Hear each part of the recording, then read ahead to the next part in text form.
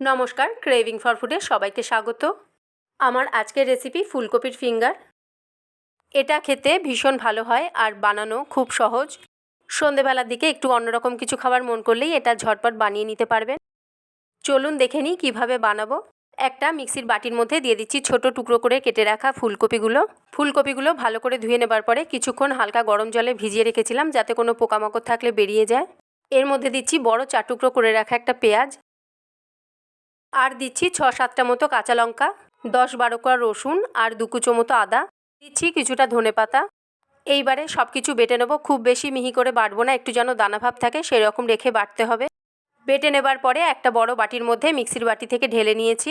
এখন এর মধ্যে এক এক করে মশলাগুলো দিয়ে দেবো। প্রথমেই দিচ্ছি স্বাদমতো নুন, সামান্য হলুদ, বড় 1/2 চামচ জোয়ান, দিচ্ছি বড় 1 চামচের থেকে একটুখানি কম লঙ্কার গুঁড়ো, ছোট 1 চামচ জিরে গুঁড়ো, ছোট 1 চামচ ধনে গুঁড়ো, ছোট 1 চামচ কাশ্মীরি লঙ্কার গুঁড়ো, ছোট 1/2 চামচ গরম মশলা গুঁড়ো।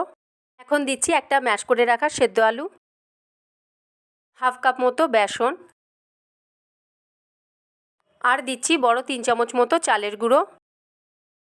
এইখানে অল্প একটু চালের গুঁড়ো দিয়ে প্রথমে ভালো করে মেখে নিচ্ছি, যদি প্রয়োজন হয় পরে বাকি চালের গুঁড়োটাও ব্যবহার করব। সব কিছু ভালো করে মেখে নিয়েছি। এইবারে হাতে একটু তেল লাগিয়ে লম্বা আকারে এইগুলো বানিয়ে নেব।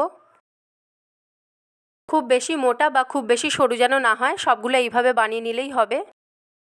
প্রথমে কয়েকটা আমি বানিয়ে নিচ্ছি, বাকিগুলো ভাজবার সময় বানিয়ে নেব।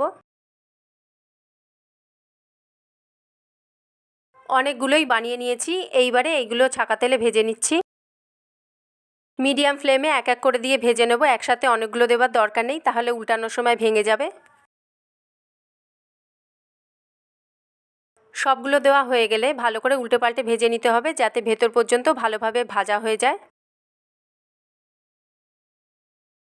এইগুলো ভাজা হয়ে গেছে, ভালো করে তেল ঝরিয়ে তুলে নিচ্ছি। বাকিগুলোও একইভাবে ভেজে নেব। এটা কোনো ঝামেলা ছাড়াই খুব সহজেই তৈরি করা যায়। আপনারাও একবার বানিয়ে দেখুন, খুব ভালো লাগবে। এইগুলো বানানোর পরে ভেতরটা কেমন হয় আমি একটা ভেঙে দেখাচ্ছি। ভাঙার আওয়াজটা শুনলেই বুঝতে পারবেন কতটা মুচমুচে আর সুন্দর হয়েছে। এই রেসিপিটা আপনাদের কেমন লাগলো অবশ্যই কমেন্ট করে জানাবেন। দেখা হচ্ছে আরও একটি নতুন রেসিপির সাথে। ততক্ষণ ভালো থাকবেন, সুস্থ থাকবেন।